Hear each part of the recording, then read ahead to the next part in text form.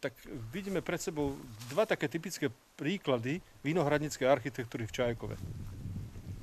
Tie sa delia prakticky vinohradnícke stavby do dvoch takých typov. Jedna je chýška a jeden je hajlok. Chýška je to stavba, ktorá je taká skromnejšia, nemá pivnicu, skladá sa iba z dvoch miestností a tá zadná miestnosť, ktorá bola trošku chladnejšia, slúžila aj na uskladnenie vína. Jednalo sa obyčajne o vinohradníka, ktorý mal menšiu výmeru, zrejme vinohradov a tým aj menej vína vyrobil a zrejme mu to stačilo, aby to spotreboval do určitého času. Zadná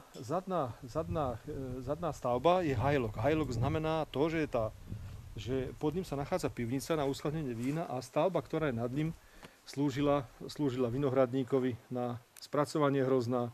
Klasická je aj farba, výzdoba týchto hajlokov. Tá modrá farba typická pre náš región, typická pre Čajkov, typická pre Čilejkárov, no, ktorá je na tom podstení. No a zase takisto rámovanie okien, drobných okien, ktoré sa na týchto stavbách nachádzajú. Vrch sa zaplňal obyčajne senom, ktoré sa nakosilo na týchto plácach mimo viníc, na tých prielohoch a slúžila ako izolačná vrstva.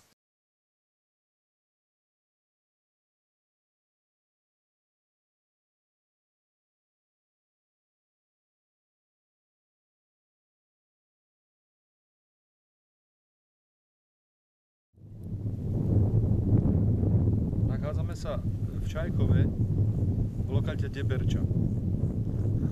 Deberča má dva také hlavné hony, ktoré sme vysadili v roku 2009, a síce Závoz a Starú studňu.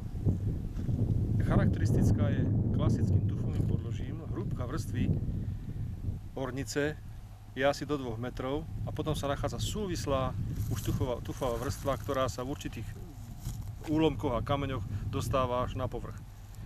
Pôda je tu skôr výsušná a myslím si, že je vhodná pre pestovanie červených sort. V roku 2009 sa nám podarilo v rámci reštrukturalizácie vinohradov vysadiť prvé 4 hektáre. Sorty sme si delili a rozdelili po výsadbe po hektári. Hektár sme vysadili Dunaju, hektár sme vysadili Frankovky modrej, hektár Alibernetu a hektár Rulandského modrého. Čo sa týka pestovateľských vlastností, tieto sorty sa nám zdajú, že patria do tohto regiónu. Tento rok 2011 sa z pestovateľského hľadiska javil ako pomerne priaznivý.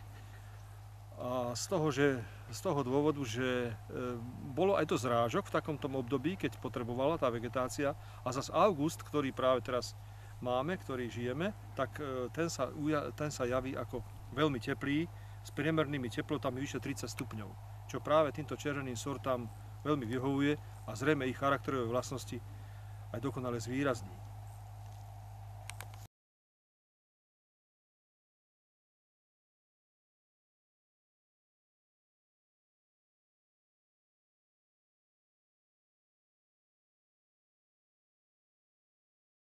Predstavím vám prvú z týchto sort, ktoré sme vysadili v roku 2009, a to je Devín. Devín, ako vieme, z ampelografických tých charakteristík je to vlastne kríženec troch sort. Je to muškát, potom s oportom a vzhľadom k tomu, že údajne táto sorta sprchávala, tak to bolo prekrižované ešte so Svetovavrineckým. Patrí to medzi pomerne skoré sorty, malo by sa teda tak aj oberať, nečakať na ostatné červené sorty. No a úrodnosť má veľmi dobrú, je to producentom cukru. Údajne aj v tých najtvrdších podmienkach možno, že táto sorta dosiahne hravo cez 20-21 sladkostí. No, pri vyšších cukornatostiach môže poskytnúť aj vína, by som povedal, takého južného typu. No a teraz by som urobil taký test na refraktometrii a jednu z takých tých bobuliek skúsime premerať. Máme 29. augusta. Vlastne možno termín oberaček by sme mohli čakať až niekdy na konci septembra, ale ako pozerám, práve cukornatosť tejto bobulky je 23 stupňov československého normalizovaného muštomeru.